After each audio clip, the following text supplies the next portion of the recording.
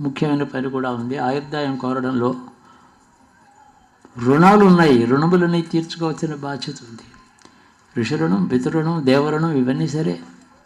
చుట్టూ ఉండే మానవ సమాజంలో పూర్వజన్మలలో ఎప్పుడైతే నాకు తల్లిదండ్రులు, బాంధవులు అందరూ వాళ్ళందరూ ఎక్కడున్నారో, అనేక జన్మల్లో అనేక మంది తల్లులు, తండ్రులు ఎక్కడో ఉన్నారు. కాబట్టి సమాజం యొక్క క్షేమం కోరడంలో తన పూర్వజన్మలో ఉండేటువంటి బంధువులందరికీ, తల్లులకి, తండ్రులకి రుణం తీర్చుకునే ప్రయత్నం చేస్తున్నాడు. అందువల్ల సమాజానికి సేవ. అందులో సమాజ సేవ అంటే ఏదో ఇంత అన్నదానాలు చేయడం అవి కాదు. వాళ్ళ యోగక్షేమాలు కోరి చేతనైన సేవ చేయడం చేత తనకి రుణం తీరిపోతుంది. అట్టి అత్యుత్తమైనటువంటి ఫలాన్ని ప్రతివాడు ఆశించాలి. ఇదంతా శాశ్వతమైన, యథార్థమైన, పవిత్రమైనటువంటి ప్రస్తావన.